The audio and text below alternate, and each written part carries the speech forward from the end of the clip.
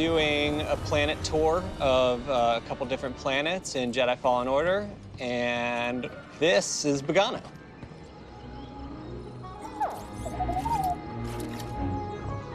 Hey, BD1. I'm Cal. Here on Bogano, I've mostly been working on scripting through like a lot of the moments between Cal and BD1 to showcase the relationship and show how they get to know each other a little bit. Hold on. You know the Jedi? Hold on. Everything we're doing with BD1 and Cal's relationship here isn't just about writing the script for it. It's about like how we represent it in the world. Part of that comes in through our cinematics, but we try to like think about it, you know, from an in-game perspective instead of just like looking at it on a piece of paper. Gameplay first is like a Respawn sort of philosophy, and narrative designers especially, that's really important for us. So we have, you know, like scans and echoes as like ways of telling small stories that are tied into reward mechanisms and gameplay and exploration. And that's, you know, a way of trying to find a balance between how we're telling a story and what your gameplay experience is as well. Bogano's designed as like a measuring stick for the player. It's their first planet that they can retraverse. That's one of the challenges of Bogano, is once the player has unlocked all their abilities, they can double jump over everything and wall climb and zip line all over the place. And so I think it was important throughout our game to keep it close to design, but even more so in Bogano since there's so much double jumping to different islands. After each ability you get, you can kind of come back to Bogano and it unlocks a little different section of it depending on which abilities you've gotten on the other planets. So you can always kind of come back and explore it with your new abilities in mind. So you're kind of teaching the player that it's not just main path in this game. There's different side areas to explore, to either use your force powers to kind of solve a little puzzle. Cordova's extremely dangerous workshop. Yeah.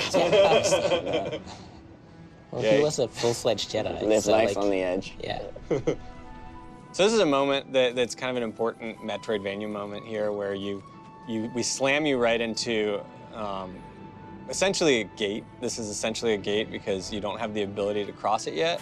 You can tell that the main path goes that way. We lead you right there. That's your goal, the vault, and we frame it, you know, between these rocks here. But the player has no way to cross this gap yet. So now the player just needs to kind of explore the level to figure out how to cross that, bridge that gap. In Bogano, in our initial concept, we kind of had these onioning shapes of rock and striations of kind of like red clay, because the wall runs that we're about to introduce the player to, the language along the wall runs is we try to do smaller striations on where you can wall run. So right off the bat, with your new wall run ability, we've got kind of different secrets and things to explore and find, but we try to funnel you back to this moment where now you can cross the gap that blocked you before. Players have had a hard time finding that, and it's just something that when you model it and when Jeff designs it, you're like, oh yeah, that makes a lot of sense. The player will use that wall run to get back, but you watch players just get lost and walk right by it. So it's stuff you don't think about first pass, and then you watch a few play tests and you start to realize that we need to do more to help the player.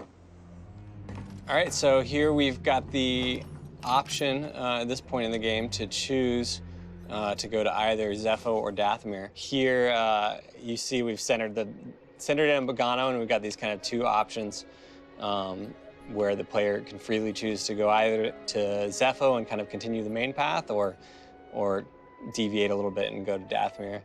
And the UI team, you can even see like what went into this. Like, they're almost equal choices, but Zepho's slightly closer to the cursor. Like, this is intentional. Like, this sort of thing, you know, there's a lot of thought that goes into this. It's a literal fork in the road. Literal fork in the road, exactly. Yeah. So which do you guys want to choose? Let's go to Dathomir. I agree. Okay, let's go to Dathomir. We're doing a planet tour of Dathomir today. Gonna look at the art, game design, and the narrative all together. Dathomir's a special place because it is one of the planets that pre-existed, so we had a really kind of fun relationship with Lucasfilm for this one, because there was like a lot of back and forth and a lot of cool ideas kind of thrown around. We have 3 tombs throughout the game. The tomb that you find here is the tomb of Kujet, who really kind of consolidated power, became just tyrannical, murdered those that they disagreed with. And so it's a really kind of dark time for the Zepho in general. And you see that kind of theme play out here in the fact that the art for the Zepho even starts to look a little bit more imperial here almost. So when I initially blocked this out, I kind of had a general idea of what things we wanted the player to be able to obtain, but the architecture and stuff, at that time, we didn't have a lot of concepts. So luckily, Jean came aboard, and he was able to conceptualize this area, actually all the spaces in 3D based on my block out. And so his concepts actually inspired me to change some of my layout, just because it felt more believable. It felt like a place when I saw his concept. This whole right side didn't look anything like this. It wasn't until Jean did a 3D concept where he had this very tiered kind of look, and I was like, oh, that looks really cool for gameplay and visually more interesting. And Jean kind of talked about how he came up with that. One of my main inspirations was Petra, like in Jordan. They built an entire civilization in this kind of remote part of the desert. It's an abandoned place, but people are living here. They're repurposing it completely differently. That's the Knight Brothers. And so you have this kind of like layering in the environment, storytelling that I thought was kind of, it's kind of interesting to try to communicate to the player. Dathomir was a matriarchy. So the Knight Brothers were ruled over by the Knight Sisters, who were, of course, slaughtered. There was a genocide committed against them, basically, by General Grievous during the Clone Wars. We played around with a number of Knight Brothers, and we actually had to work with cinematic team, because I think in cinematic they had like 4 or 5 of them pop out, and we realized that these guys are pretty hard. So we managed to get it down to 2.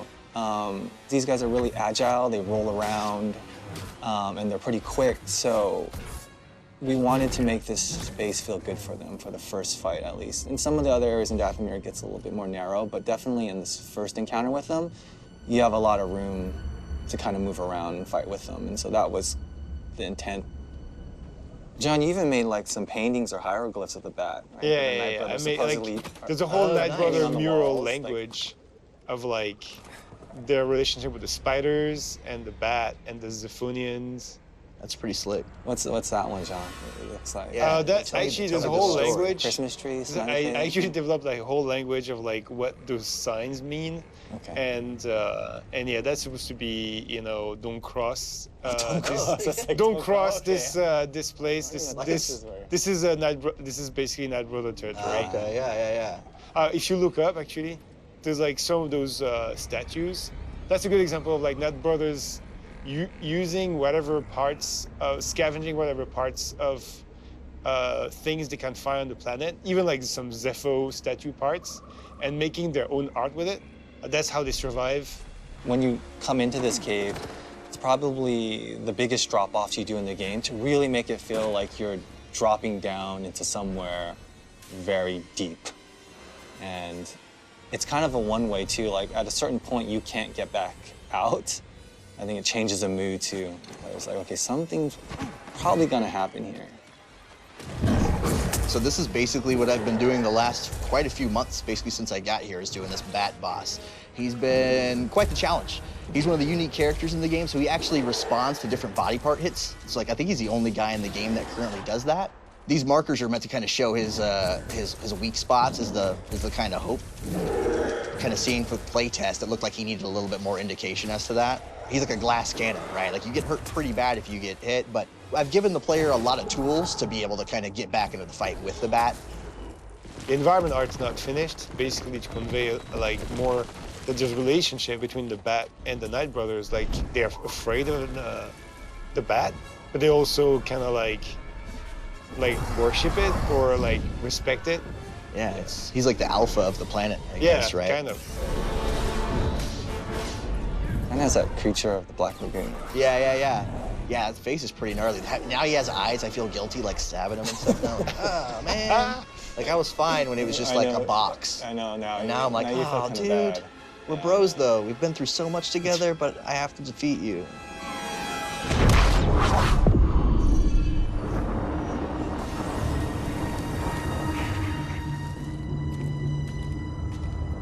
So we're finishing up production on the game right now. We're going to be playing through some of Zepho today. I'm one of the level designers that's been working on this level.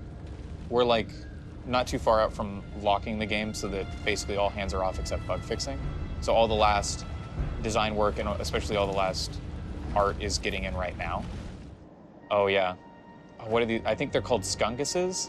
I love these things. They're called poppers, at least internally. Mm-hmm. And they're just little guys that if you walk into them, oh my God, I'm gonna have to be very careful. I'm not walking into any more of them. I don't have enough health for that. But the skunkuses are little environmental obstacles that the player needs to avoid walking into, which can make normal platforming challenges more interesting. For example, right here, just having to walk around and jump through an area that otherwise would be pretty simple for the player to navigate, but requires them to use a little more thought to make sure that they don't actually get damaged. And here, going down this slide, having to make sure to avoid them while sliding down. When we get the level from level artists, we generally already have some placeholders for where the enemy gonna be. The ones on the slide and the ones on the jump, they've been there for so long. A couple weeks ago, the art finally went in for the actual skungus, so it's nice to finally see them after three years. The old design version of them was just like a little sphere with two little, eyes. Two eyeballs that were just white and black, big eyeballs. They were hilarious. A lot of the rooms have like the wind-blown patterns all over the walls, just to kind of show the wind that has been happening in here for who knows how long. But this helps like tie all the architecture together and give like a unique look. Shows like it's a really small area with not a very long gameplay, but for game development, it's actually take years and many revisions to get to here. I think we probably have to tune down the lighting a little bit more. And I think the floating illuminations will probably we also have an asset for props. them. Oh yeah, probably. This is on my list. I'm gonna make it within a week. My specific work here more entails collectibles like scans and echoes. The echoes are a little bit more mysterious, so we're trying to make them have more of an emotional impact. Getting a strange feeling from this one. Ancient Zepho gathered here. I wonder why. So now we're kind of happening upon the other side of this mountain, and then we're kind of revealing this crashed Venator, which is a ship that you will have seen from the landing pad. And it's kind of one of those like gaming cliches that like if you can see it, you can actually go there. But in this case, you can get up close. If you're an exploring player, you can actually go in later. Well, it's one of my favorite parts of Zepho. Just this fight arena around it, the open space, the Martin design, I think is really, really cool. So we've got a small ecology system, and so you'll see as you kind of play through the game, you'll have like multi-faction fights. All these creatures have relationships to one another, so that Skaz is like a prey of this brute, but then you're the bigger threat, so he's going after you right now. Okay, so now Cal is heading towards Kashyyyk. He's kind of got this hint about this Wookiee named Tarful, and that's kind of the next breadcrumb on his journey. Today we're going to be looking at Kashyyyk. We're going to be looking at this second half of this level, seeing the jungle and the kind of beginnings of the origin tree and the Shadowlands, and it was exciting developing it and excited to show you guys. So this was actually a good opportunity for us to show this juxtaposition again of this kind of built Imperial environment with its refinery and the more natural landscape of Kashyyyk that they're just dicing up with all their cutters and exploiting for all its resources. Especially here, coming out onto the vista, really establishes that contrast. Seeing how kind of organic shapes come in contact with the straight and harsh architecture of the Imperial refinery. They're kind of struggling to push back against all this fauna, and they've disturbed the balance of this place. The origin tree is a unique foundation for Kashyyyk you haven't seen before, because you're used to seeing the more beach areas, all this stuff. This is kind of a different side of the planet where the origin trees, the reign supreme. Its roots stretch across the entire vista, and you feel its impact everywhere. So it's definitely a landmark. You know where to go to. Yeah, and I think especially selling this idea of this source kind of mother tree and all these roots extending into this jungle, showing how that's being severed. If you follow the root system, you'll see how it comes right into contact and is being destroyed by the Empire there. This is the entrance to the Shadowlands, so it's a little bit intimidating, but I mean, you're a Jedi, so nothing really stands in your way. Right. This is the first area that you go through. It's like the interior of one of the routes.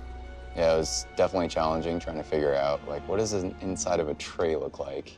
Mainly looked and referenced, like, sandstone cliffs. A little bit of kind of the inside of bones, too. Yeah. The Night Sister has been hunting the player throughout Shadowlands, and as you reach the top of the Shadowlands routes, she chases the player down back to the front of the origin tree. So basically, you're sliding down sort of a mud canal through these Shadowlands routes with the TIE Reaper coming after you. I'll never forget when you first debuted this section to us, Bloss. A little bit terrified, but... I was scared. We were scared, yeah. It's a lot of environment that you're traversing through very quickly, but it's a fun puzzle to solve, and sometimes it can be a really exciting result, something that we weren't expecting either. I know it was scary to you guys, but you guys knocked it out of the park. Since we just got double jump, I wanted to have sort of a really fun wall run chain sequence. It's funny, the art that Ryan made for the wall run, he called it the Septuple wall run art. Yeah. That was a model name. It has to be one of our longest wall runs in our game, huh? Yeah, probably. Yeah. Yeah. We'll make that claim right here. Yeah, that's right. Double jump makes it a little bit more forgiving, right? Yeah, because previously we learned double jump right here. Right. And then we decided to bring it down sooner, so now you have the experience of double jumping all over this tree, which I thought was a really good idea. Great on move. Bloss's Yeah. part. There's a back and forth with the player and a boss that you're trying to capture, like a one-on-one fight. Because a normal AI, their behavior is quite simplistic. They've only got a few mechanics that you need to learn. But with boss, you can't have that over a long fight. So with bosses, they have to evolve and change as the fight progresses to give the players more things to learn and more things to try to fight against. They need to have an answer for everything that the player can do, whereas many standard AIs just have a simple, I'm just going to go on the offense with what I know, rather than I'm going to respond to what the player is doing to me. So when making bosses, she has this whole array of combat moves, and I need to make sure that there's the small openings that the player can take advantage of. It's not too big or too small, but just enough just to test the player.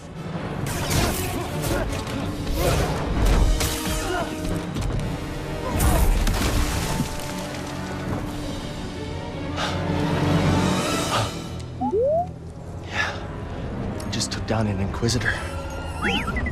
This was the tour of Kashyyyk. There's more planets to explore, and I hope you continue our adventure in Star Wars Jedi Fallen Order.